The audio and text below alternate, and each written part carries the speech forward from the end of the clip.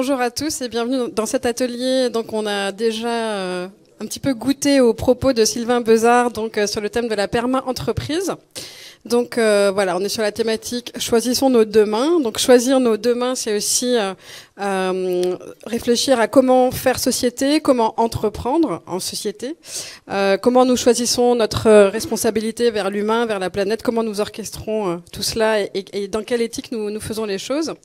Donc c'est ce qu'on va voir pendant cet atelier avec Sylvain Bezard, qui va, j'imagine, apparaître à un moment donné sur cet écran.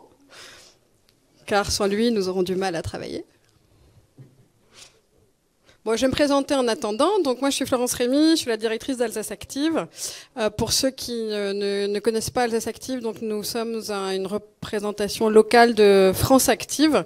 France Active, c'est des outils et des dispositifs de finances solidaires au profit de l'économie de proximité, de l'économie sociale et solidaire notamment. Voilà, et donc je vous présente Sylvain Bezard, qui je pense cette fois va peut-être apparaître à l'écran. Donc il a déjà été un petit peu présenté lors de la plénière. Donc Sylvain Bezard dirige l'entreprise Norcis, donc vous êtes chef d'entreprise depuis 25 ans. Vous avez fondé cette entreprise qui effectivement a quand même a pris une certaine ampleur, 600 personnes. 46 millions d'euros de chiffre d'affaires, implantation en France et au Maroc. Donc une entreprise tout à fait, voilà, d'une taille tout à fait respectable et qui permet d'expérimenter un certain nombre de choses. Donc vous êtes animé, vous avez été animé quand vous avez créé votre entreprise par l'envie de ne pas reproduire certains aspects, entre guillemets, auxquels vous aviez été exposé lors de vos précédentes expériences professionnelles. Et c'est vrai que quand on suit votre parcours et qu'on lit votre ouvrage sur la perma-entreprise, on a un peu l'impression que vous avez créé Norcis comme un alibi, comme une entreprise alibi pour transformer la société, le monde. Donc c'est ça dont on va parler aujourd'hui. Donc Norcis, la raison d'être de Norcis, c'est concevoir avec une préoccupation humaine et éthique des usages du numérique efficaces afin de contribuer à l'évolution positive du monde. Donc voilà la raison d'être que vous affichez sur l'ensemble de vos communications. Donc votre impact sur le monde et sur l'humain est au centre de vos préoccupations. Donc vous avez fait au cours de votre carrière plusieurs petits pas de côté, enfin pas de côté au sens enrichissement de votre parcours entrepreneurial. Vous avez été 2 ans président national du CJD, où vous avez initié le concept de performance globale. On l'a pas dit ce matin, mais vous avez créé en 2005 le réseau Étincelle, qui remet les jeunes en selle, en fait les jeunes en décrochage scolaire, qui les remet en selle et qui leur redonne goût à l'entreprise notamment, qui les réconcilie avec l'entreprise. Et puis vous êtes également, depuis 2011, président de Greenpeace France. Donc c'est, je pense, j'imagine, toute cette richesse, ces apprentissages, ces rencontres qui vous ont influencé, qui ont mûri, qui ont grandi en vous et qui vous ont conduit à cette réflexion autour de votre propre organisation, donc Norcis. Et vous avez élaboré et mis en œuvre très concrètement, très opérationnellement, la notion de perma-entreprise dans votre propre organisation. Donc l'idée de cet atelier, c'est de nous aider à comprendre ce qu'est la perma-entreprise, quel est ce concept, comment concrètement, on la met en œuvre dans l'entreprise au quotidien, quel que soit de l'endroit où on part, j'ai envie de dire. Et donc, ce qu'on a convenu avec Sylvain, c'est au cours de cet atelier, il va vous présenter pendant une dizaine de minutes les fondamentaux de ce concept. Et puis, le choix qu'on a fait, c'est directement de rentrer dans l'échange et de prendre les questions pour que l'atelier se déroule autour de vos questions. Voilà. Donc, écoute, Sylvain, je vous passe la parole pour nous présenter ce concept de perma-entreprise. Et j'invite les personnes qui sont connectées à distance à poser leurs questions sur le chat. Bonjour à tous et à toutes. Oui, je vais donc prendre l'écran pour vous visualiser quelques dessins qui illustrent ce modèle de perma-entreprise. Vous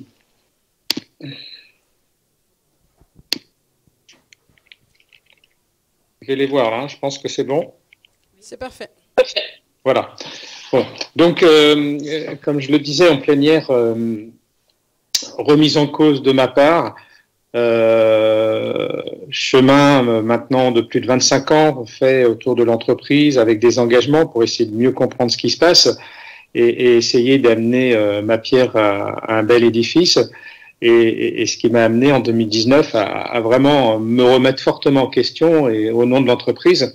Et donc,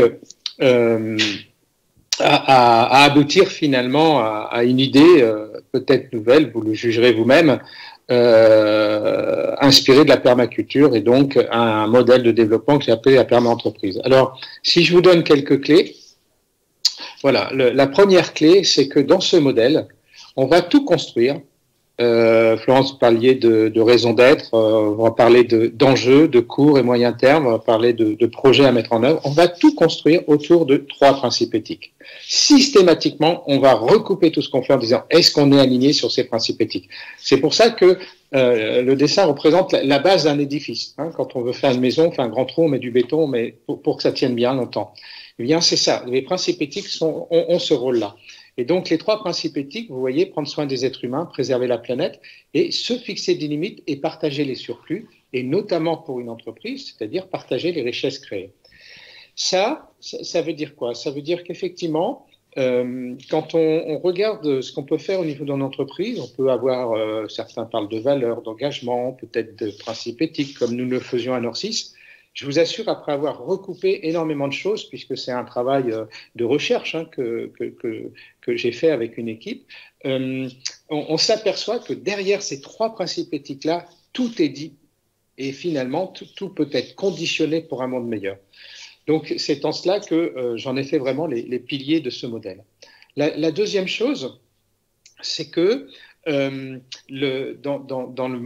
la perma-entreprise, on s'interroge sur l'usage des ressources qu'on va faire. Et donc, là, ce petit dessin, c'est juste pour vous dire que dans la permaculture, on parle de sol, de graines, d'eau, de soleil, de main-d'œuvre. Eh bien, si on regarde les principales ressources d'une entreprise, on peut faire un parallèle. On va dire quoi? On va dire qu'effectivement, le sol, c'est le paysage dans lequel on s'inscrit. Pourquoi on s'inscrit auprès d'autoroutes, auprès de gares? Pourquoi on s'inscrit en pleine campagne? Enfin voilà, il y a des tas de choix. On va avoir l'énergie, on va avoir évidemment les moyens financiers pour se développer, on va avoir les matières premières et on va avoir les ressources humaines. On fait assez vite le parallèle. Et donc, dans ce modèle, je pousse à ce qu'on se réinterroge sur l'usage des ressources et notamment sur une notion qui s'appelle la régénération. Comment je vais régénérer toutes les ressources que je vais utiliser? Alors, aujourd'hui, il y a des choses qui se font. Moi, mon message, c'est que ça ne va pas assez loin et pas dans une démarche globale. Mais effectivement, quand on parle finalement de recyclage, d'économie circulaire, etc., on va être dans un début de régénération. Mais je prends toujours l'exemple des ressources humaines parce que ce sont des ressources que l'on a tous dans toutes les entreprises. Et régénérer les ressources humaines, c'est sans doute fondamental pour les personnes concernées, les collaborateurs, les collaboratrices, partons d'eux, c'est chacun a une vie assez courte, donc c'est fondamental à ce niveau-là, mais c'est évidemment aussi fondamental pour la performance de l'entreprise. C'est fondamental pour finalement la vie d'un collectif, cette régénération. Et donc nous, à Nord6, on l'a traduit par le fait de dire que effectivement, notre enjeu, c'est de régénérer les énergies positives en permanence des collaborateurs. Voilà. Donc c'est une deuxième notion. Qui, dans ce concept de perma-entreprise, j'ose le mot, va sublimer finalement des choses que l'on peut faire, des entre guillemets politiques en matière de ressources humaines, une vraie culture de management entre guillemets humain et évidemment une préoccupation très très forte de l'usage des ressources qui viennent de la planète. Voilà. La troisième chose, c'est que ce modèle, OK, il structure le développement d'une entreprise sur sa base de ses principes éthiques, mais il ne changerait pas le monde si on ne s'imposait pas des objectifs d'impact. Et j'en ai identifié 23, mais voilà, avec humilité, je vous dis que ça aurait pu être 20, ça aurait pu être 25, 30, peut-être que demain, je me serais dit, je vais me dire, je suis passé à côté de quelque chose de nouveau. Tout ça, ça va évoluer. Mais ces objectifs d'impact qui sont partie intégrante du modèle vont faire en sorte que, effectivement, si on adopte en grande majorité ce modèle, on bouge les lignes du monde, je peux vous en assurer. Alors, dans ce que vous pouvez lire, je parle effectivement à nouveau de régénération des ressources humaines, mais je parle de réduction des émissions de CO2 et contribution nette et positive de carbone à horizon 2025-2030. Voilà, ça c'est fondamental. Il faut que nous fassions tout ce que nous pouvons pour réduire nos émissions, quelle que soit l'entreprise, son secteur d'activité. Il y a des marges de manœuvre plus ou moins importantes sur le court terme, mais en moyen terme, il y en aura davantage parce que les recherches, les travaux de recherche sur tous ces sujets-là évoluent vite.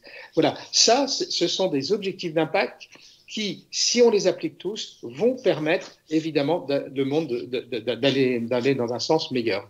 Vous voyez sur le plan du principe éthique, prendre soin des êtres humains, les notions d'écart de salaire, les notions d'employabilité, tout ça, c'est très très important parce que voilà, moi, ma vision, c'est que le problème numéro 1 du monde, c'est la redistribution des richesses. Et donc, l'entreprise, à ce niveau-là, elle a un rôle indéniable à jouer. Alors, la lutte contre les inégalités de salaire, etc., c'est un premier pas, mais la redistribution des résultats, bien évidemment, en est un deuxième. Une autre clé de ce modèle perma-entreprise, c'est la suivante. Quand on développe son entreprise, en cherchant à appliquer cette fameuse RSE, responsabilité sociale de l'entreprise. Déjà, il n'y a aucun modèle. Voilà. Et puis, c'est pour ça que l'on va dans les réseaux, que l'on échange. Qu'est-ce que tu fais, toi? Ah, tu fais ça, peut-être que je pourrais le faire, etc. Très, très bien, les échanges de pratiques. On peut aller plus loin en disant, tiens, il existe des référentiels RSE, et il en existe de plus en plus. Est-ce que je ne peux pas m'inspirer de ces référentiels RSE? Et puis d'ailleurs, puisque ces référentiels proposent des évaluations, des certifications, c'est un moyen d'être reconnu. Pour moi, c'est un peu ce qui est grisé là. Je pense que ça ne répond pas aux problèmes d'aujourd'hui. Pourquoi? Parce que déjà, on cloisonne ces fameuses parties prenantes. Quand vous faites certifier, vous allez prendre la dernière certification de Norcis qui s'appelle Bicorp. Qu'est-ce que vous faites pour les salariés? Qu'est-ce que vous faites pour les clients? Qu'est-ce que vous faites pour l'environnement? Tout est cloisonné. Et ça, c'est une limite dans l'efficacité de ce qu'on peut faire. La deuxième chose, c'est qu'on va vous dire, ah, vous avez 30% dans l'environnement, ah, vous avez 70% sur salariés, vous êtes certifié. Et ça, c'est une deuxième grosse faiblesse de tous ces systèmes-là. Pourquoi? Parce qu'aujourd'hui, il faut s'engager sur les sujets qui touchent ces principes éthiques de manière globale, aussi bien sur le plan des êtres humains que sur le plan de la planète, que sur le plan de la redistribution des richesses. Donc c'est pour ça que j'ai essayé de remettre ça en cause, et la remise en cause passe par ça. Alors c'est un dessin qui peut paraître un peu compliqué, mais dans ce modèle-là, à un moment donné, on va dire, voilà, sur ces principes éthiques, je vais définir mes enjeux de court et moyen terme. Et puis, une fois que j'aurai défini ces enjeux, je vais pouvoir dire quels sont les projets que je mène déjà et que je veux consolider, que je veux amplifier, et puis éventuellement quels sont les nouveaux projets que je veux mener. Et c'est à ce niveau de projet par projet, qu'on va se dire, mais finalement, de quelle partie constituante ou prenante, moi je préfère constituante maintenant, je vais avoir besoin, et on va, au niveau du projet, faire un travail d'agencement. L'agencement en permaculture, c'est de dire, voilà, j'ai des écosystèmes. Je plante un pied de tomate à un endroit, je plante un pied de tomate 300 mètres, 200 mètres plus loin, ça ne va pas faire la même chose. Les écosystèmes sont différents. J'ai rebondi là-dessus en disant, il faut qu'on travaille sur l'agencement des parties constituantes par projet. Et ce ne sont pas les mêmes. Et ça permet cela, et c'est expérimenté à Norcis, d'être beaucoup plus ambitieux parce qu'on va trouver un intérêt commun et on va aller plus loin, et d'être beaucoup plus efficace. Voilà quelques clés du modèle. Alors, si je dois dire à la fin, qu'est-ce qu'on va obtenir? Eh bien, on va obtenir une magnifique matrice en disant, voilà, j'ai ma raison d'être, j'ai mes enjeux, j'ai mes projets, j'ai mes objectifs que je vais me donner, je vais intégrer les 23 du modèle, et à la fin, je vais avoir mon propre référentiel d'indicateurs. C'est-à-dire que je n'ai pas besoin de référentiel d'ISO 26000, de Bicorp et autres, je vais avoir le mien. Il va être contextualisé, il va tenir compte de mon entreprise, de son secteur, de son histoire, donc d'où j'en suis pour aller plus loin. Et ça, c'est une force si ce référentiel, on en fait un outil de pilotage de l'entreprise. Un petit exemple de Nord6, tous les 2 ans, nous faisons nos propres audits sur la base de notre référentiel de tous nos sites en France et au Maroc. Et sur la base des résultats, qu'est-ce qu'on en fait? On établit des feuilles de route à 2 ans pour chacune de nos agences. Et évidemment, ce sont les collectifs agences qui le font. Donc, vous voyez la puissance de ça. Parce que là, tout le monde s'en empare. On essaie d'éliminer les voyants rouges pour les passer au vert. Et effectivement, on pilote chacune de nos agences comme ça. Ça a un autre intérêt, c'est que ça permet de grandir en gardant une identité très forte de l'entreprise. Donc, cette notion de référentiel qui aboutit au fait de bâtir un projet de perma-entreprise est un point clé. Et après, si vous dites, voilà, j'ai envie d'être reconnu comme société à mission, vous avez tous les ingrédients. Vous avez votre raison d'être, vos enjeux, des engagements. Vous mettez ça sur un papier, vous envoyez ça au tribunal de commerce, je crois, et vous allez automatiquement être reconnu de société à mission.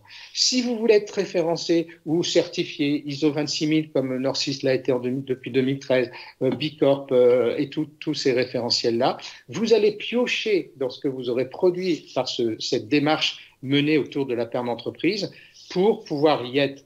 Pourquoi? Parce que c'est un modèle de développement qui intègre déjà toutes les problématiques et surtout qui est très engagé. C'est comme ça qu'on changera le monde. Et donc, du fait d'être très engagé, d'office, je vous assure, vous ne craignez rien pour les certifications. Et je dis ça parce que je vois des entreprises qui veulent être référencées Bicorp, qui se disent, il faut que je me donne 12 à 18 mois, qui regardent des indicateurs pour gagner des points. Alors ça, pour moi, c'est vraiment pas une finalité d'entreprise, c'est vraiment pas un projet d'entreprise. Par contre, si vous menez ce modèle de perma-entreprise, vous aurez tous les ingrédients pour, sans inquiétude, être reconnu par ces référentiels RSE. Voilà pour faire assez vite. Super, merci. Alors, peut-être un petit point, excusez-moi, ouais. Ce qui m'a semblé indispensable. Et je ne suis pas donneur de leçons, je ne suis pas un moraliste, je ne suis pas le plus fort du monde. Simplement, voilà, j'ai mené pendant 25, 30 ans un chemin autour de ce sujet-là, sans doute avec passion. Et c'est ce qui m'a amené à me dire, il y a une chose qui est sûre, c'est qu'il y a des entreprises qui veulent bouger, qui veulent se remettre en question, mais ne savent pas comment faire. D'où le modèle que j'ai essayé d'inventer et surtout la méthode pour le mettre en place. C'est-à-dire que ce qui est publié dans le livre, c'est le modèle et la méthode. Voilà comment vous allez faire de A à Z pour mettre en œuvre un projet de perma-entreprise, avec des outils pour finalement mieux comprendre ce qu'il y a derrière le modèle, faire en sorte que vous puissiez embarquer un collectif sur le pourquoi faire ça, avec des outils, des méthodes pour une raison d'être ou un alignement de raison d'être sur les principes éthiques, avec des outils et des méthodes pour définir vos enjeux de court moyen terme, et également pour définir les projets qui vont permettre d'atteindre les enjeux, avec des outils pour aboutir à un référentiel.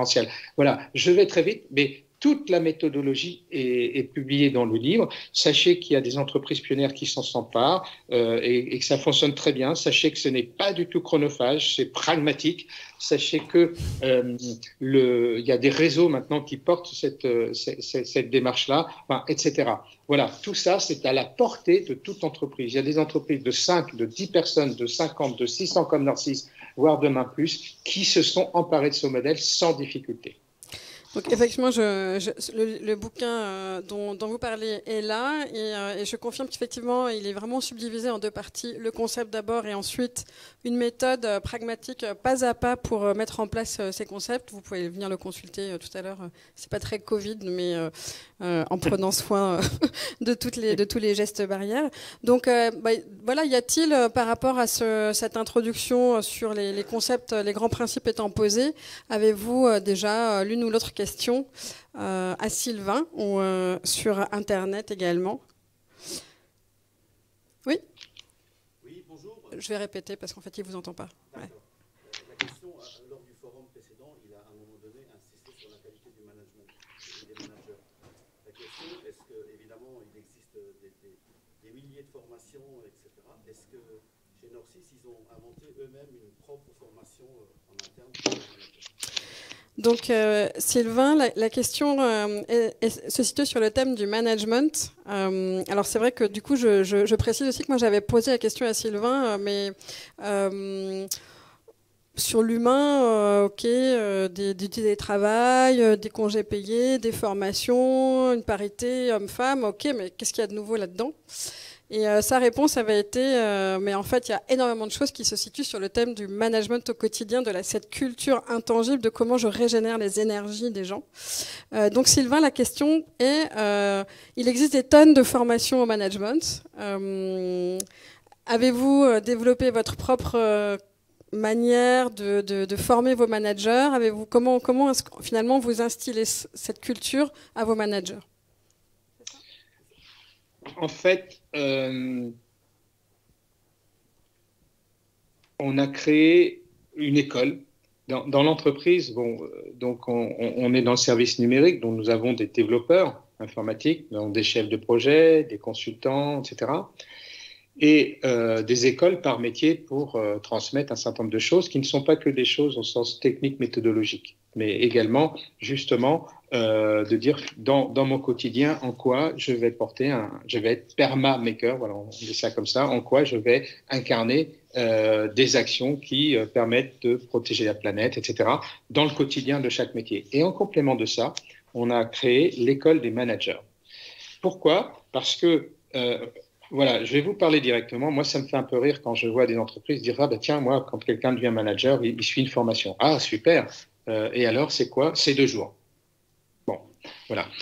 Manager, c'est un métier qui est compliqué et auquel je trouve sur lequel on n'investit pas assez. Parce que si vous voulez que vos managers soient alignés avec un projet tel que celui-là, il faut beaucoup travailler sur le pourquoi et donc faire en sorte que on enseigne, si je puis dire, on transmette avec pédagogie le pourquoi des choses. Je vous prends un exemple qui continue de m'agacer un petit peu. La discrimination. Voilà. En 2005, on s'engage sur ce sujet-là. On est comme tout le monde, on n'est pas parfait. On décide de mettre en place un certain nombre de choses, des formations sur les préjugés, les stéréotypes, le recrutement par CV anonyme, etc. Si on n'avait pas eu un module d'une journée, voire 2 journées, consacré à ce sujet-là avec les managers, on n'avance pas. Parce que vous pouvez mettre en place tous les process que vous voulez, les dispositifs, derrière, ou alors il faut les suivre à la culotte, ce qui n'a aucun sens. Derrière, eh bien, les managers ne vont pas appliquer. Et ce sujet-là, il est extrêmement compliqué à faire prendre conscience, extrêmement compliqué comment dirais-je, à modérer pour tendre vers une non-discrimination. Alors, je prends cet exemple parce qu'il y a une étude dernièrement dans Le Monde qui a montré que ça s'était presque empiré, et notamment sur des critères qui n'étaient pas ceux d'il y a 20 ans ou 15 ans quand je me suis engagé. Là, la plus grosse discrimination, c'est sur l'apparence physique des personnes. Alors, voilà, moi, je trouve ça insoutenable. Et ça, ok, faire des formations, etc., il n'y a rien de nouveau. Je peux vous dire qu'il faut ne pas se contenter à faire du nouveau, il faut se contenter aussi, enfin s'imposer aussi, de répondre aux problématiques de notre monde. La discrimination est une vraie problématique. Donc, l'école des managers, nous l'avons conçue, on a conçu nos modules. Pourquoi? Parce que, sincèrement, voilà, sur le marché de la formation, tout ça, ça n'existe pas. Et qui plus est, on était, il y a 15 ans déjà, sur beaucoup de ludique dans les formations. Donc, on s'est dit, autant créer nous, et puis d'ailleurs, on va s'enrichir de ça. Et donc, ça touchait. Voilà, ce qui se passe aujourd'hui, c'est de dire finalement, les collaborateurs veulent du télétravail. Bon, on voit qu'il y a sur ce sujet-là, ça se crispe entre les entreprises et les salariés. Il y a même des entreprises qui voulaient revenir complètement en arrière. Non, ça ne marchera pas, ça c'est sûr. Donc ça pose plein de questions. Et que les entreprises qui n'ont jamais voulu anticiper le télétravail et qui l'ont découvert pendant le Covid continuent d'en souffrir. Parce que ça exige quoi? Ça exige évidemment de repenser la façon de manager, la façon de piloter, la façon d'animer, l'usage de technologies pour animer des choses, etc. Voilà, nous, nos managers sont formés à tous ces sujets-là. Et du coup, par exemple, un manager qui arrive chez vous, qui débarque d'une entreprise plus classique, je dirais, comment vous Vous lui lavez le cerveau? C'est très difficile. C'est très difficile parce que un jour, quelqu'un m'a dit, tu vois, bon, voilà ce que tu fais, ok, c'est chouette, mais quelque part, c'est exclusif. Parce que plus tu avances, plus ça va être dur de rentrer dans ce monde. Donc, voilà, je vous le dis en toute humilité, c'est très difficile. Quelqu'un qui a 20 ans dans le monde des sociétés de services, qui, voilà, ne le cachons pas, a une très, très image en France, très, très mauvaise image en France. Il suffit de demander aux journalistes, vous allez voir les mots qu'ils utilisent souvent pour parler de notre métier.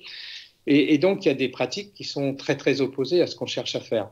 Donc, voilà, évidemment, de dire, tiens, je suis des formations, ça ne suffit pas du tout, faut un accompagnement. Moi, je suis beaucoup pour le fait de dire que c'est pas du parrainage, c'est plus poussé que ça, mais c'est de dire sur ces personnes qui, en plus, ont des responsabilités importantes, on travaille à deux pendant un an, quoi. Et on se donne les moyens de vraiment transmettre, faire progresser, faire comprendre. Quelquefois, il faut même plusieurs années sur certains sujets. Voilà, c'est un accompagnement extrêmement poussé. On reprend ça avec des mots simples, c'est une forme de coaching. Ok, merci. Je prends la question suivante. Ouais.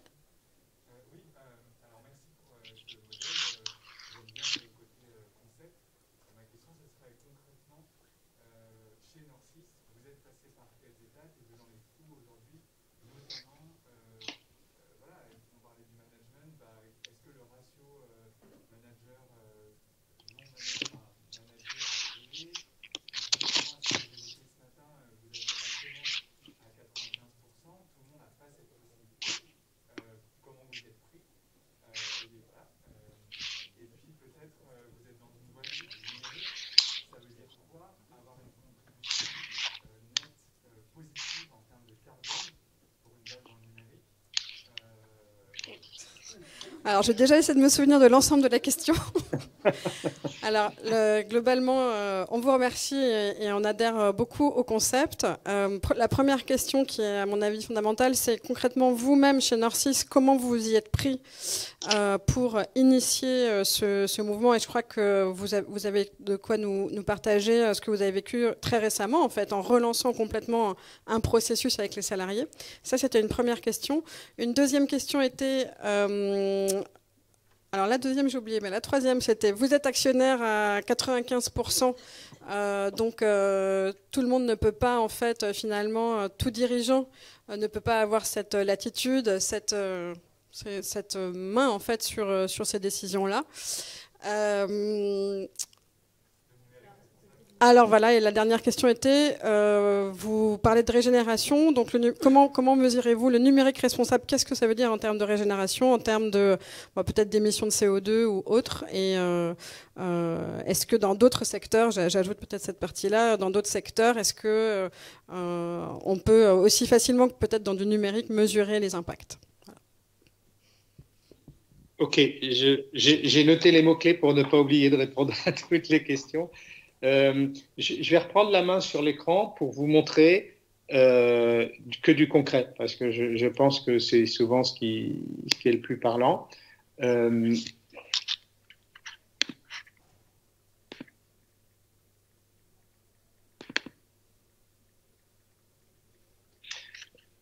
Voilà. Donc, comment on s'est pris et comment des entreprises que je nomme un peu pionnières s'y sont prises de la même manière, puisqu'elles ont appliqué la méthode.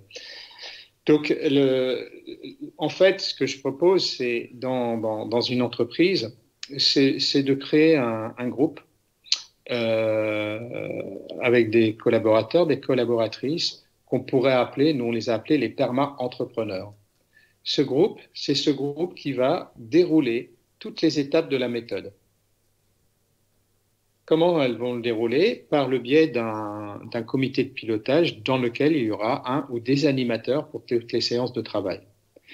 Ce groupe, moi je propose de le constituer en fonction non pas de niveau de responsabilité, de statut, voilà, mais avant tout par des personnes bon, que vous sentez engagées dans l'entreprise, c'est normal, mais vous voyez qu'il y a une préoccupation de l'évolution du monde, des gens qui se nourrissent de ça pour finalement avoir une base de connaissances significative. Donc, des gens qui sont curieux, des gens qui sont même un petit peu virulents dans leurs idées, parce qu'il faut se bouger. Voilà, pour moi, ça a été le premier critère. Et puis après, critère incontournable, homme-femme 50-50, parce que sinon, ça ne se fait pas comme ça. Voilà un changement de culture très, très dur et long à faire. Et puis, des membres du CSE, systématiquement. Voilà, un groupe comme ça, vous allez pouvoir faire en sorte qu'ils produisent toute la matière pour bâtir un projet PERMA. Et la première des choses qui va être faite, donc, c'est cette fameuse raison d'être. Alors nous, on en avait une depuis 2017, donc ce qu'on a fait, c'est qu'on l'a relue à la lecture des principes éthiques. Dans cette raison d'être, est-ce qu'on est en prise avec le fait de préserver protéger les êtres humains, de préserver la planète, de se fixer des limites, de redistribuer les richesses. Voilà. Ce travail de réalignement se fait par des méthodes qui sont proposées dans le livre. C'est notamment une méthode qui s'appelle Ikigai, qui est une méthode japonaise. Pourquoi? Parce que les Japonais s'interrogent énormément sur leur propre raison d'être, plus que d'autres. Et pourquoi? Parce que c'est une population qui intègre culturellement que leur pays disparaîtra à cause des plaques sur lesquelles ils se trouvent. Quand il y a eu la Fukushima, il y a eu, je ne sais pas si vous avez suivi ça, mais une sérénité incroyable des Japonais face à une catastrophe aussi monstrueuse que ça. Et des sociologues expliquaient, mais ils disaient, lisez les mangas, vous allez voir, ce sont des gens qui savent qu'un jour ils disparaîtront, donc ils ont une philosophie de vie différente, et c'est à cela qu'ils s'interrogent en permanence sur leur raison d'être. Une méthode qui marche super bien, très intéressante, très facile d'accès pour des collaborateurs. La deuxième chose, c'est qu'est-ce qu'on va faire ensuite? On va dire, sur ces principes éthiques, toujours, et j'évoquais les 12 principes de conception dans la plénière, donc c'est le comment faire, on va se dire, maintenant, je vais travailler sur mes enjeux. Donc moi, ce que j'ai fait dans la méthode, j'ai réécrit les 12 principes de conception dans le monde de l'entreprise, mais pour la méthode, je les ai transformés en questions à se poser. Le principe qui consiste à dire en quoi je fais de la diversité une richesse, ça aboutit à certaines questions. Le principe d'usage des énergies renouvelables à d'autres questions, etc. Et donc, finalement, dans la méthode, qu'est-ce qu'on va faire ce groupe? Il va sélectionner les questions qui sont pertinentes pour aujourd'hui et pour demain au nom de l'entreprise et de sa responsabilité. Et sur la base de cette sélection, peu à peu, on va refaire des regroupements et on va transformer ça en enjeux. Vous avez ici les enjeux de Nord6. Voilà, permettre aux collaborateurs d'influencer l'évolution de l'entreprise. Alors, vous me dire, c'est des mots, oui, mais influencer l'évolution, c'est pas influencer ses quotidiens, c'est pas influencer son environnement de travail, l'évolution de l'entreprise.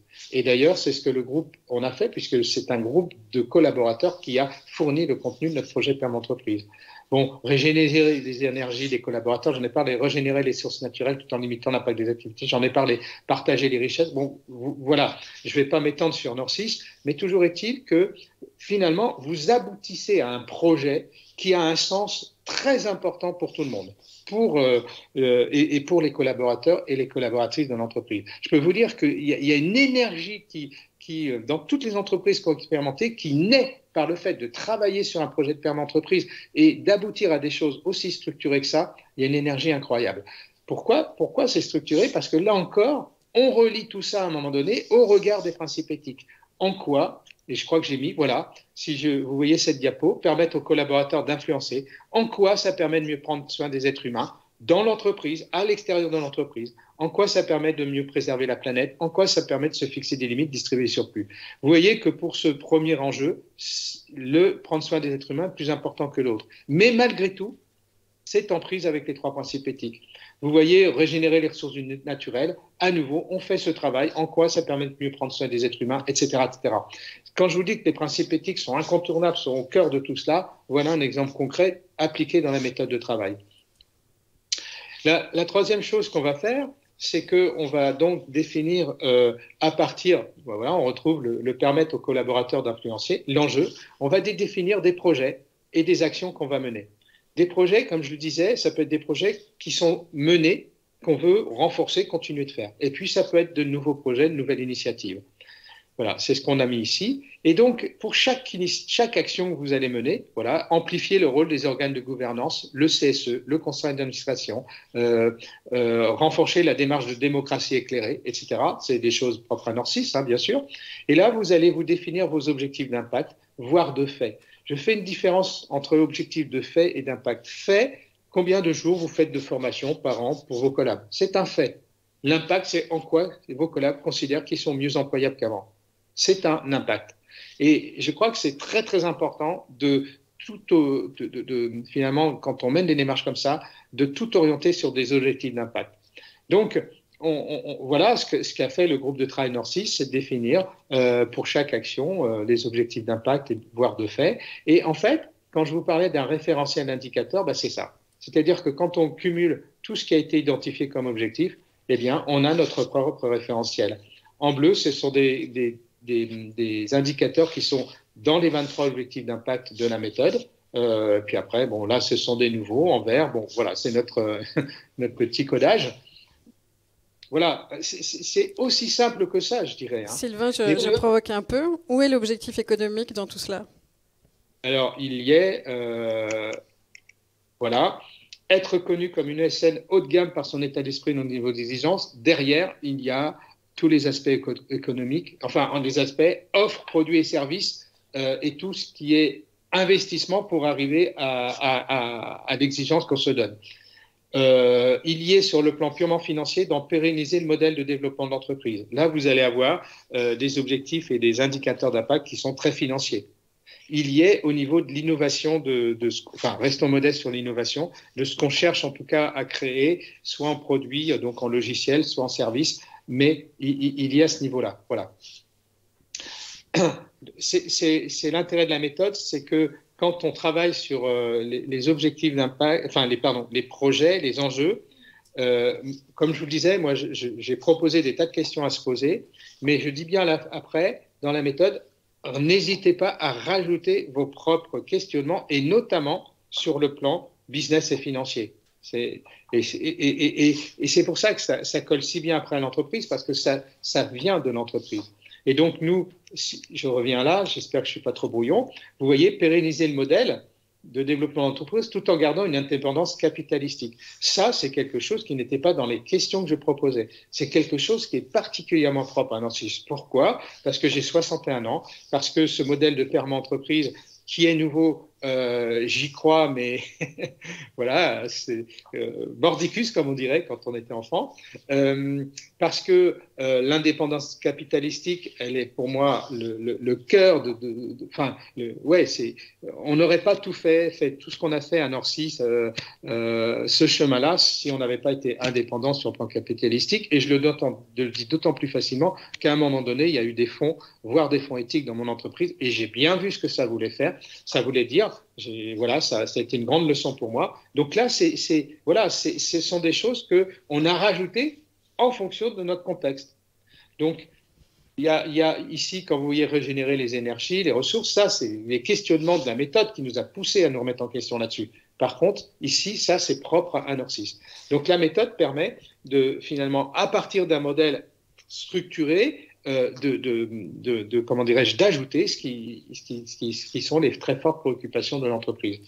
Ça me permet juste d'embrayer du coup sur l'autre question qui était ok, vous avez 95% d'entreprises, vous avez cultivé cette indépendance capitalistique, mais tout cela n'est pas forcément la majorité des cas d'entreprise.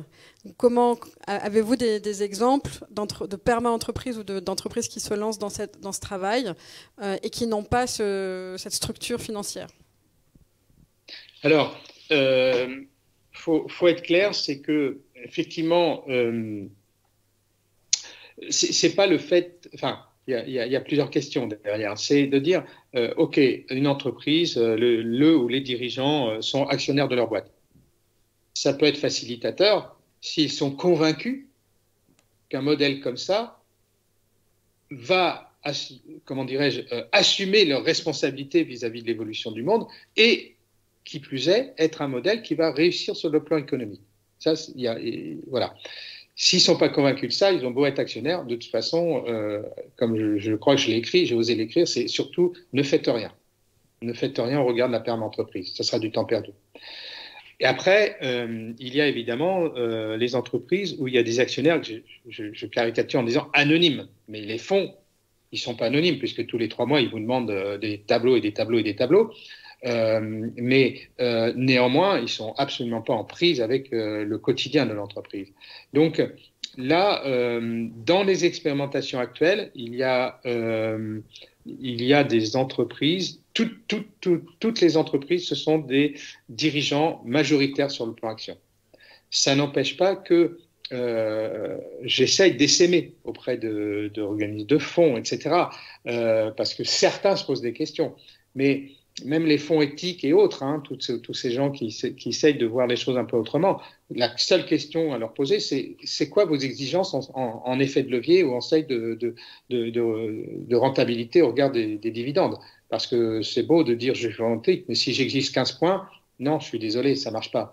Donc, je n'ai pas de bonne réponse, si ce n'est de dire que, voilà, il ne faut jamais perdre son énergie pour essaimer. Hein. Mon chemin m'a montré qu'il y a des sujets, il a fallu 20 ans pour que ça prenne forme, mais ça a pris forme. Donc, c'est modestement ce que je cherche à faire depuis maintenant 9 mois, c'est de rencontrer, essaimer et convaincre. Voilà. J'en profite pour glisser une mini-question que j'avais avant de finir la réponse. Dans votre livre, vous parlez de la relation à l'argent des dirigeants. J'ai rarement vu ce type de propos. Donc, quel est votre point de vue sur en quoi faut-il transformer, changer la relation à l'argent des dirigeants? Et au passage, est-ce que vous voulez bien revenir en gros plan avec nous? Donc, enlever votre partage d'écran. Oui. Merci. Ok, excusez-moi. Voilà. Oui. Alors, la relation à l'argent, hein, c'est ça, Florence? Oui. Ok. Je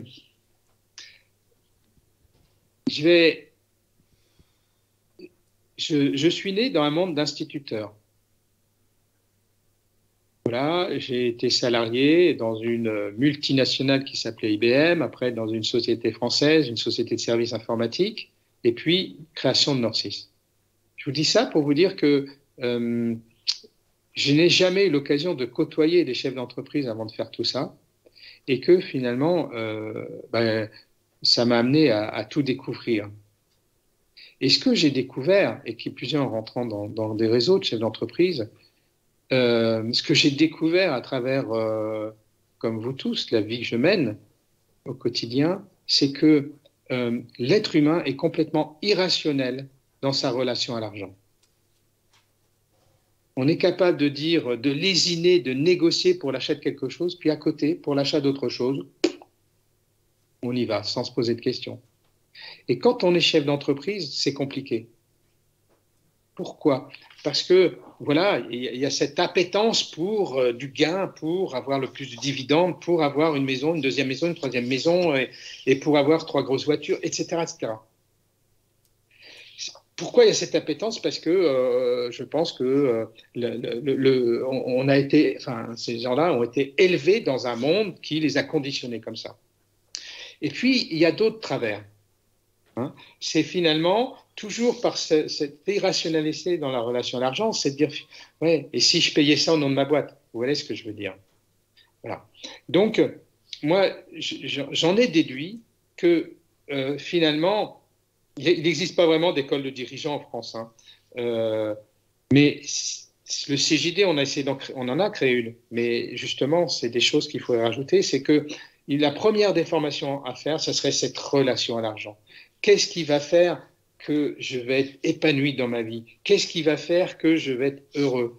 Qu'est-ce qui va faire que si j'ai 100 000 € de plus, ça va être la merveille du monde, enfin, etc. Et surtout, qu'est-ce qui va faire que je vais être intègre dans l'usage de l'argent de mon entreprise?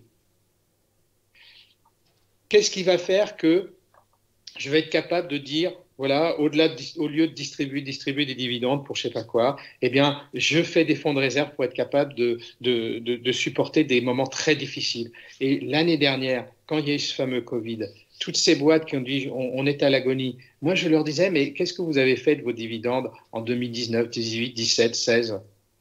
Hein, et si le gouvernement n'avait pas injecté des dizaines, centaines de milliards qui, de toute façon, vont pénaliser les générations futures, ça aurait été une catastrophe. Vous voyez, je vous donne des exemples concrets, parce que je pense qu'il faut... Voilà, moi, je suis quelqu'un de concret. Il y a un vrai travail de fond à faire sur cette relation à l'argent. Ok. Merci. Et donc, on va finir sur cette dernière question de monsieur, et puis je vous passerai la parole. Il y a les questions qui arrivent sur le chat, je les lis, je les garde juste pour un petit peu après dans l'organisation de l'interview. Juste concrètement, votre impact à vous, Norcis, et peut-être c'est la question des indicateurs en général qu'on n'a pas encore évoqué, donc les indicateurs de la perma-entreprise. Et vous, concrètement, c'est quoi votre impact écologique, notamment avec votre entreprise ? Alors, là aussi, on a fait un chemin. Notre premier bilan carbone, il est de 2007. Et on était un peu dépourvus parce que, bon, déjà, on voyait que 55-60% de nos émissions étaient liées au déplacement des collaborateurs. Et on n'avait pas grand moyen. Alors, à l'époque, les salariés avaient développé un logiciel pour faire du covoiturage, des choses comme ça. Mais c'était des petites démarches. Et puis après, on a vu que ça a pris une autre amplitude. Mais voilà, on était un peu dépourvus. On s'est dit, bon, OK, on va recycler le matériel. Enfin, voilà, on a amené tout un tas de démarches par souci de protéger cette planète à l'époque, mais en étant conscient que on n'était pas en mesure de changer radicalement nos émissions de CO2. Et puis, en 2007, je pense qu'on n'était pas suffisamment informé, on n'avait pas suffisamment de connaissances sur l'impact même du numérique. OK, je me souviens de l'exemple où on avait dit, vous voyez, quand on fait un clic sur Internet, en énergie, c'est l'équivalent de faire bouillir la moitié d'une tasse de thé. Et ça reste vrai. Hein. Et juste pour vous dire que le numérique est sans doute, dans les années qui viennent, va être sans doute le deuxième émetteur de CO2. Donc le sujet devient vraiment important. Donc on a fait un chemin et c'est ça qui nous a amené à prendre au fil du temps des décisions. Donc, comme je le disais, le télétravail pour nous, c'était largement autant le fait de réduire significativement nos émissions de CO2 que d'amener de la flexibilité dans la vie pro, vie perso. Ensuite, c'est là où on est arrivé à cette notion de contribution nette et positive du carbone. Ça veut dire quoi, ça ? C'est de dire, je dois tout faire pour réduire mes émissions. C'est la priorité des priorités. Et je fais une parenthèse, les entreprises qui fanfaronnent en disant, nous, on est en bilan carbone neutre parce qu'on plante des forêts, ça, c'est une honte, parce que ce sont des boîtes qui, en fait, se disent, je cautionne comme ça le fait de continuer d'émettre des CO2. Et malheureusement, c'est pas la compensation qu'ils font qui fait que les émissions sont mieux absorbées où il y en a moins. Donc, nous, on a fait ce travail. On a même développé un logiciel pour que les collaborateurs aient leur propre bilan carbone personnel, par pédagogie. Vous savez, quand vous voyez, comment dirais-je, des graphiques qui apparaissent, qui vous montrent que le mardi, vous avez moins généré que le mercredi, eh ben, ah oui, mercredi, qu'est-ce que j'ai fait pour en avoir généré plus ? Ah oui, à un moment donné, je suis allé en voiture à tel endroit. Voilà, tout ça, parce que je pense que l'entreprise est une source d'accès à la connaissance, de pédagogie. Et ça, c'est important d'intégrer ça. Et quand on transmet à 600 salariés, on transmet à beaucoup plus, on transmet aux familles. Hein. Donc, on a fait ce travail de développer cet outil pour cette pédagogie, cette sensibilisation. Et après, on a donné les moyens aux collabs pour planter des forêts qui sont censées compenser. Mais là aussi, quand vous voyez les espèces de labels internationaux sur la plantation de forêts, pour moi, ça manque d'intégrité. Je sens encore là des lobbies qui sont intervenus pour réduire ça. Parce que, on plante des arbres, mais on calcule au moment de les planter l'absorption de CO2 qu'ils vont faire pendant 30 ans. Je suis désolé, on ne devrait pas. On devrait dire, je plante un arbre, ok, dans 30 ans, je vais compenser, mais pas maintenant. Bon, tout ça, ça manque encore de maturité, ça manque d'intégrité.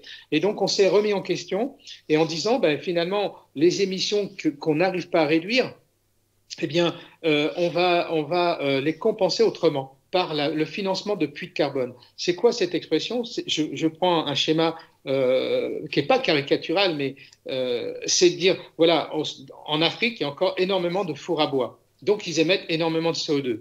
Hein, vous savez que le charbon, c'est terrible. Eh bien, si on finance des fours avec panneaux solaires et maintenance de tout cela pour que ça tienne dans le temps, on réduit les émissions de carbone d'autres que de nous. Et ça s'appelle finalement une contribution nette et positive vis-à-vis des émissions de CO2. Voilà, on est plutôt sur des schémas comme ça. Et puis, pour finir sur le numérique, évidemment, on est comme tout le monde. On se dit qu'est-ce qu'on peut faire. Alors, ok, on est allé sur l'éco-conception, on est dans toutes ses largeurs, l'économie circulaire du matériel, des choses comme ça. Mais pour finir, on a décidé de créer l'Institut du perma numérique pour justement investir dans la recherche à notre niveau, hein, mais dans la recherche sur notamment des pratiques de développement qui vont au fil du temps utiliser des technologies, enfin les programmations vont faire qu'elles seront de moins en moins émetteuses de CO2 dans la mesure où elles vont émettre de moins en moins d'énergie, enfin elles vont utiliser de moins en moins d'énergie. Bon, on va faire des choses comme ça. Mais encore une fois, moi je suis très modeste parce que c'est très compliqué de chercher à réduire l'impact de quelque chose alors que ça va s'amplifier de manière terrible. Le numérique en fait partie, l'électricité c'est un autre sujet qui est de la même matière, enfin du même acabit. Merci. Il nous reste une dizaine de minutes, donc on va passer en mode questions courtes, réponses courtes, si vous êtes d'accord. Madame, okay. Vous avez une question? Oui, c'est concernant l'incarnation par Sylvain du projet. Il arrive en fin de carrière. On sait que souvent, ce type de projet tient sur les hommes. Donc, comment il organise, c'est fondamental dans sa vision, la pérennité du modèle pour son entreprise? Alors Sylvain, vous l'avez évoqué à l'instant, vous n'allez pas rester éternellement à la tête de Nord6. Comment organisez-vous la suite et puis l'indépendance, la pérennité du modèle? On a tous en tête des exemples d'entreprises dont le management a été profondément transformé et ça s'est terminé au départ du dirigeant. Donc comment vous envisagez cela? Réponse courte, ça va être compliqué. Alors, j'essaie d'agir à plusieurs niveaux. Le premier niveau, c'est que voilà, d'ici la fin de l'année, je vais créer une fondation actionnaire. Pas une fondation d'entreprise, hein, ça c'est autre chose. Une fondation actionnaire, c'est un dispositif qui a été renforcé par la LOPAC qui dit la chose suivante. Je vais faire donc une partie de mes actions, dans un premier temps de 10% et peut-être plus. Ça va à un fonds de dotation qu'on va appeler la fondation actionnaire. Donc cette fondation, du coup, sera actionnaire de Nord6 et je vais pouvoir y établir une charte d'engagement. Ça veut dire quoi? Ça veut dire que je vais rester dans le conseil d'administration de cette fondation et dans la charte d'engagement, on va dire voilà ce qui est incontournable. Voilà où la fondation, même si elle ne détient que 10 ou 20% des actions, elle aura un droit de veto sur de la croissance externe. Elle aura le droit de licencier les dirigeants s'ils ne sont pas dans la perma-entreprise à la hauteur de ce qu'on attend, etc., etc. Donc ça, c'est un premier levier pour comment dirais-je, assurer de la pérennité. Le deuxième levier, c'est évidemment de faire en sorte que ce que je vous dis là, hein, tout ce qu'il y a derrière la perma-entreprise, ça soit entre guillemets dans les murs.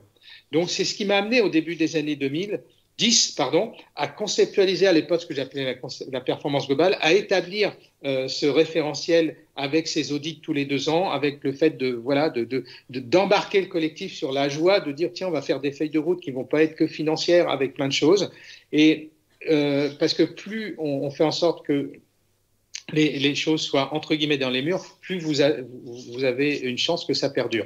La troisième chose sur laquelle je travaille, c'est évidemment de faire en sorte que comment dirais-je, l'actionnariat reste indépendant.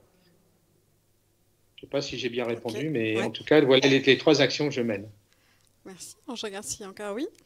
Et la place des salariés dans la transmission. La place des salariés dans cette étape de transmission? Alors, autant je suis hyper convaincu et j'essaie de le faire pour faire en sorte que les salariés soient dans l'évolution de l'entreprise, soient appliqués dans l'évolution de l'entreprise. Mais ceux qui en ont envie, attention, hein, y a des tas de salariés qui n'en ont pas forcément envie, il ne faut pas les embêter avec ça, ça ne sert à rien. Autant l'actionnariat salarié, je l'ai pratiqué, je suis revenu en arrière. Pourquoi? Vous savez, quand vous faites, vous ouvrez votre capital, qui plus est avec des valorisations extrêmement sympathiques pour les salariés jusqu'à la gratuité. Et puis que vous voyez ensuite des salariés partir à la concurrence, vous le faites une fois parce que vous rachetez les parts, hein, une fois, deux fois, trois fois, après vous dites, bon, je suis peut-être un peu con sur les bords. La deuxième chose, c'est que j'ai été marqué, toujours dans les années 2010, par ce qui s'est passé en France Télécom. France Télécom, révolution pour devenir Orange avec tout un tas de choses. Et ce que je voyais, c'était des salariés de France Télécom qui étaient actionnaires, alors certes quelques actions, de leur boîte, qui étaient licenciés et qui voyaient leur action se valoriser. Et ça m'a marqué en disant que c'est juste pas possible et qu'il vaut mieux ne pas avoir les œufs dans le même panier. Donc un salarié, il a déjà sa rémunération qui est liée, il a sa participation, ses plans d'épargne d'entreprise, tout ça, qui sont liés à l'entreprise. S'il a envie d'investir dans de l'actionnariat, qu'il le mette ailleurs pour ne pas être dans le même panier. Merci. On a une question également sur la typologie d'organisation en mesure de mettre en place cette méthodologie ou cette approche. Donc, est-ce que, entre guillemets, ça marche aussi pour les petites entreprises? Et est-ce que vous avez entendu déjà parler de collectivités qui s'intéresseraient à cette démarche? Les premières expérimentations qu'il y a eu, elles ont démarré il y a 1 an parce que je tenais à la sortie du livre il n'y a pas que l'exemple Norcis. Donc ce sont des entreprises du Centre des jeunes dirigeants. Dedans, il y avait une entreprise de 10 personnes, cabinet expert comptable. Il y avait une entreprise de 50 personnes.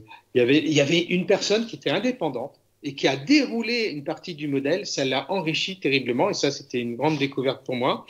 Il y a aussi un autre réseau qui sont les dirigeants responsables de l'Ouest qui sont embarqués. Donc là, il y a une entreprise dans le service électrique de 250 salariés. Il y a une entreprise dans le monde dit BTP, mais là, c'est de l'aménagement urbain, un peu plus petite. Voilà, tout ça pour vous dire que c'est un modèle qui marche très, très bien sur les entreprises de différentes tailles. Je ne suis pas capable de dire est-ce que ça marche une entreprise de plusieurs dizaines de milliers de salariés. Il y a des grands groupes qui se sont emparés de ce sujet-là, je peux vous le dire. Maintenant, est-ce qu'elles vont redérouler cette méthode complètement ou est-ce qu'elles vont s'inspirer de tout un tas de composants de la perma-entreprise? Je pourrais sans doute vous le dire un peu plus tard. Et les collectivités?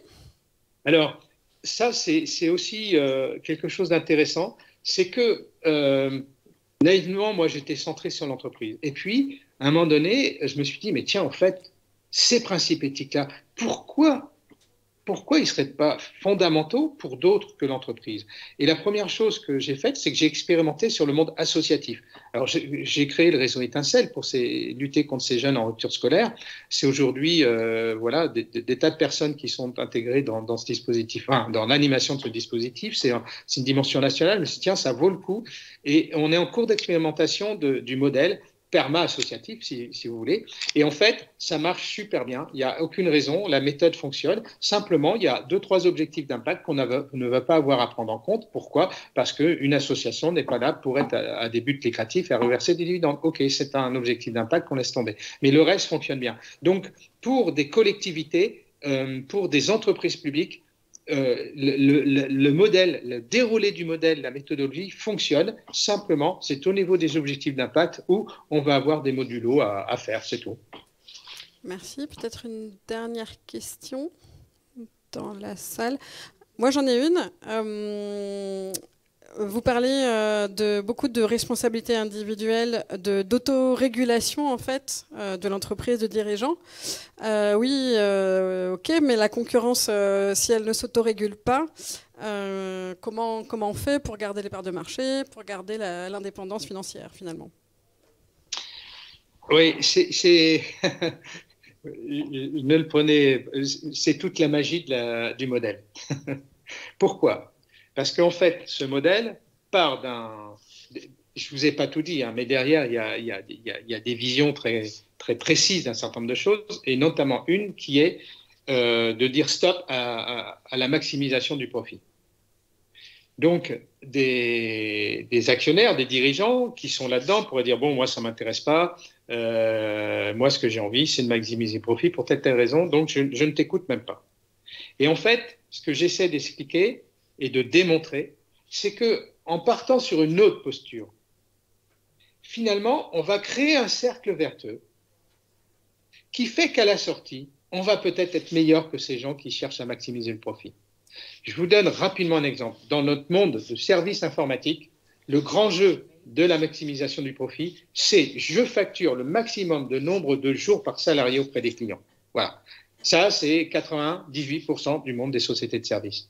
Moi, je vous dis, ah ben à Norcis, voilà, il y a 47 jours de congé. Ah, à Norcis, il y a des écoles métiers, 10 jours par an, etc. Vous allez me dire, mais oui, au lieu de facturer 220 jours, je facture 195. Je veux dire, vous ne pouvez pas gagner de l'argent. Ou en tout cas, vous allez moins en gagner que les autres. Eh bien non. Pourquoi? Parce qu'il y a des tas de conséquences dans des modèles comme ça. La première conséquence, c'est que on a un taux d'absentéisme qui n'a rien à voir avec notre monde. La deuxième conséquence, c'est qu'on a un taux de turnover qui est 2 à 3 fois inférieur à tout le monde. Et ça, si vous voulez, on est en train de créer comme ça ce cercle vertueux qui fait que par des projets comme ça, on va être meilleur sur le plan même des résultats financiers. Hein. Aujourd'hui, dans l'informatique, c'est 25 à 30% de turnover. On est à 10%.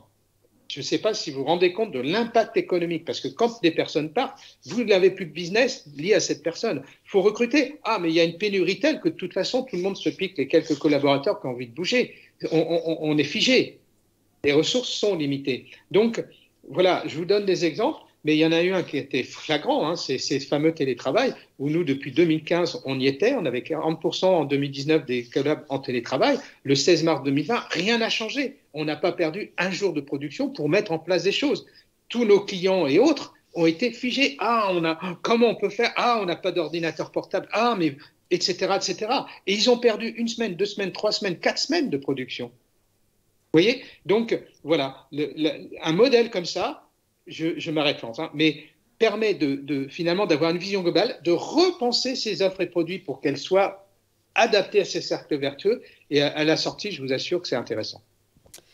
Bien, merci beaucoup Sylvain Brezard. Donc, je rappelle le livre de Sylvain, donc sur la perma entreprise. Vous avez également ouvert une école où vous apprêtez à le faire. Donc, il y a plein de moyens de se reconnecter à Sylvain Brezard et au modèle de la perma entreprise. Merci à tous de votre venue. On peut vous applaudir, même si vous n'êtes pas là. C'est pas grave, j'ai l'image. Voilà. Merci et à bientôt. Et effectivement, il y a une école pour se former pour ceux qui sont intéressés. Voilà, merci. Au revoir. Au revoir.